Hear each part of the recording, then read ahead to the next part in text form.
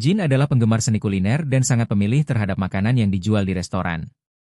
Dia menghabiskan waktu berjam-jam mencicipi hidangan yang disajikan oleh koki terkenal untuk membuatnya sempurna dan selama bertahun-tahun dia telah mengembangkan bakat unik di mana dia dapat mengetahui bahan apa yang terbuat dari suatu hidangan hanya dengan menciumnya. Suatu hari dia pergi ke hotel bintang 5 yang ingin dia beli. Hidangan pertama yang dia sajikan adalah beef Wellington yang terkenal yang merupakan spesialisasi kepala koki. Jin mencoba memakannya, tetapi kemudian meludahkannya sambil mengatakan bahwa jenis jamur yang digunakan dalam hidangan itu salah. Koki juga telah menyajikan banyak hidangan yang berbeda dan semuanya adalah hidangan spesial dari koki, tetapi tidak ada yang membuatnya puas. Pada akhir waktu, kepala koki kehabisan ide dan merasa tidak berdaya. Staf juga tidak memiliki ide bagaimana cara mengesankan seseorang yang pemilih seperti Jin. Seorang koki muda bernama Xiangnan muncul. Meskipun dia hanya koki magang tetapi pengetahuannya tentang seni kuliner sangat sempurna. Meskipun mereka hanya memiliki 20 menit tersisa sebelum Jin pergi, Xiangnan menerima tantangan untuk membuatkannya sesuatu yang dia suka. Tidak ada anggota staf yang berpikir dia bisa melakukannya. Tetapi tepat setelah 20 menit, Jin memiliki hidangan baru di mejanya. Ketika dia mencium aroma makanan itu, matanya terbuka lebar. Dia mengenalinya sebagai hidangan khusus dari Romania. Jin bahkan dapat mengatakan bahwa juru masaknya adalah seorang wanita karena hidangan itu diwariskan kepada wanita asal Romania. Rempah-rempah harus diukur dengan sangat hati-hati karena ini adalah hidangan tradisional, dan tidak boleh ada sentuhan pribadi apapun di dalamnya. Xiangnan telah membuatnya persis seperti yang seharusnya. Jin menghabiskan makanannya hingga piringnya bersih, dan memutuskan untuk tinggal di hotel selama beberapa hari untuk mencicipi lebih banyak hidangannya. Manajer memberitahu Xiangnan tentang komentar Jin. Dia menganggapnya sebagai tantangan dan siap untuk mengejutkannya dengan masakannya.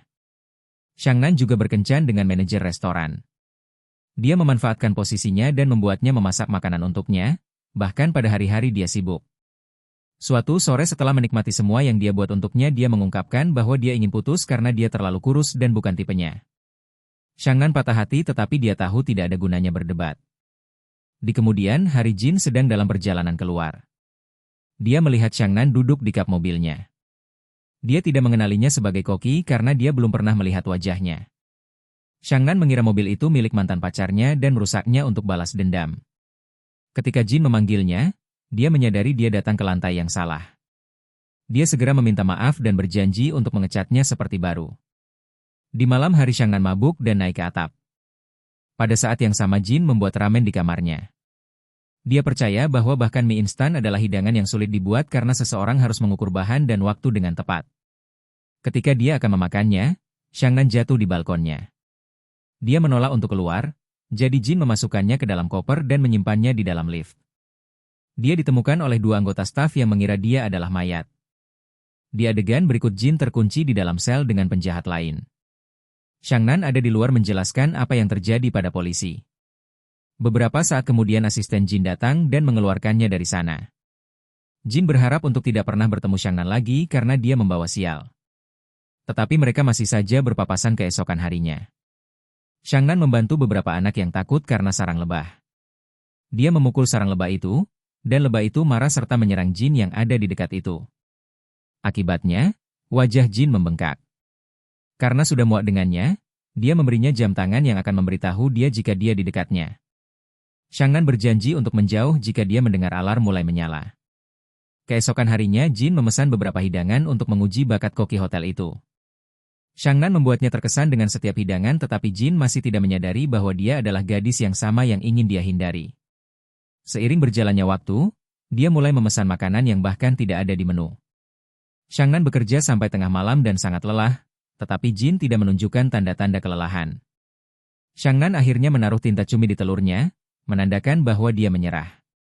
Jin pun mengerti maksud dari tinta cumi tersebut, dan dia berhenti memesan makanan. Sebaliknya, dia malah mengirimkan surat untuk menjadi lawan yang tangguh dan tidak menyerah.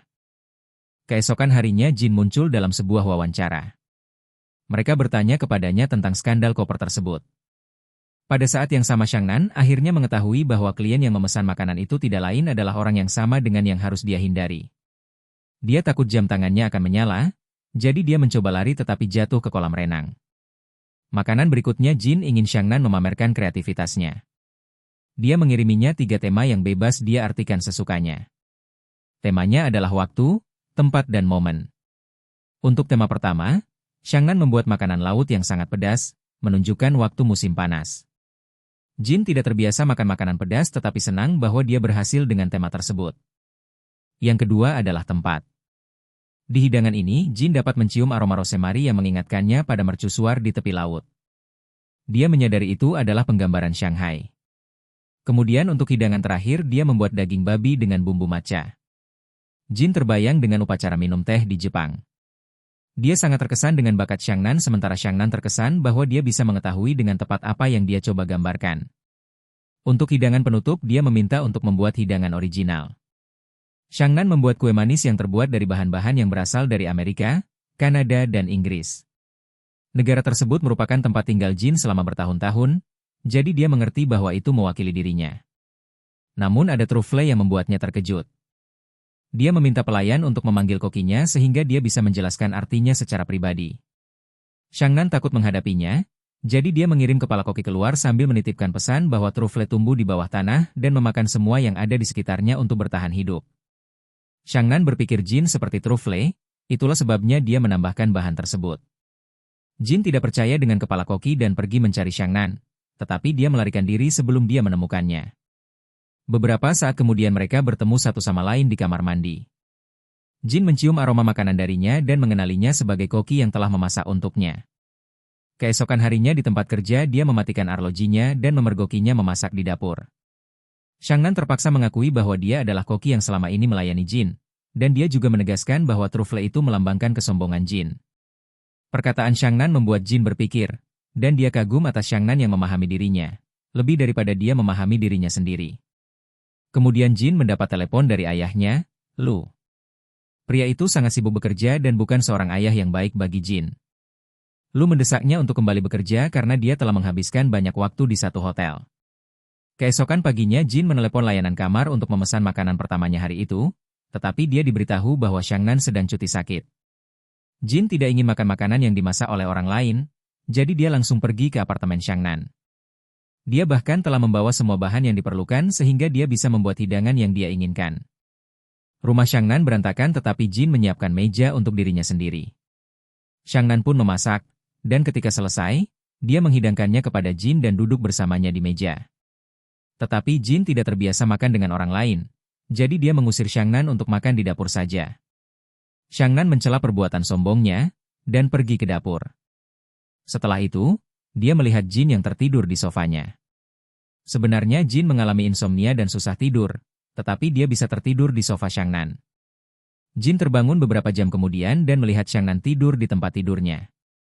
Keesokan harinya dia datang lagi dan menyuruh Xiangnan memasak lagi. Setelah makan dia tertidur lagi.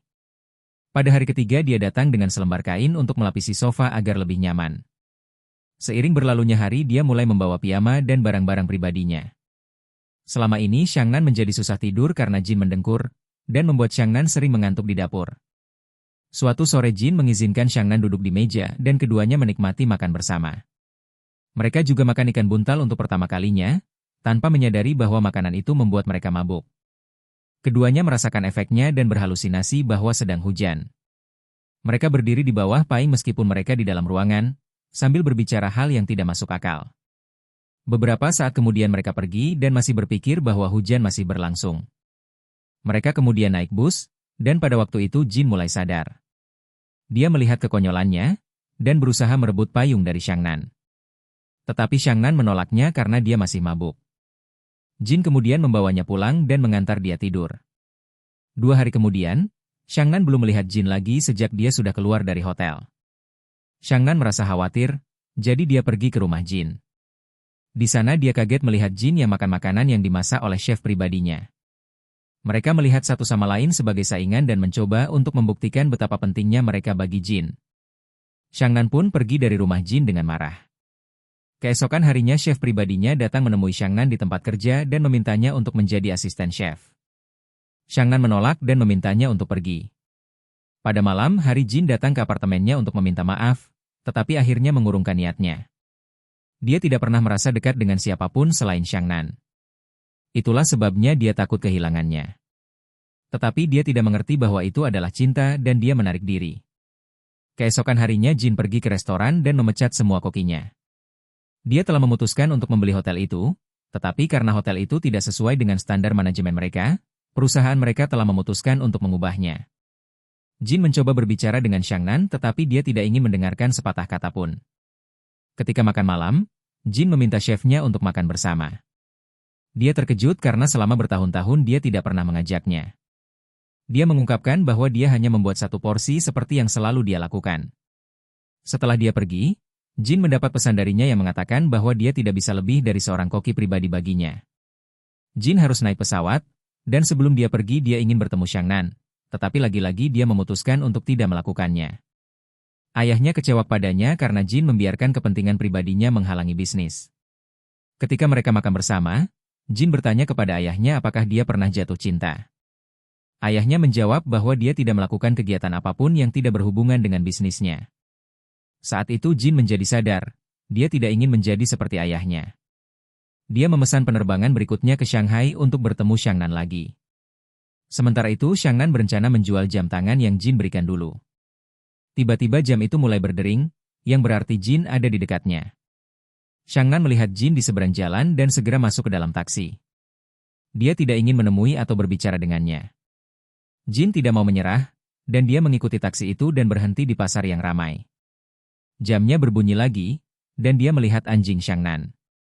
Anjing itu membawanya ke tempat di mana Xiangnan bersembunyi. Ketika Xiangnan bertemu Jin, dia menolak untuk berbicara dengannya.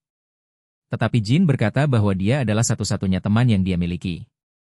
Jin menyatakan cintanya dan memintanya untuk keluar. Setelah interaksi itu mereka pergi ke gedung apartemennya tetapi Jin membawanya ke apartemen lain karena memiliki pemandangan langit yang lebih baik. Mereka kemudian menikmati matahari terbenam bersama. Jika kalian suka dengan video ini, jangan lupa like dan subscribe ya.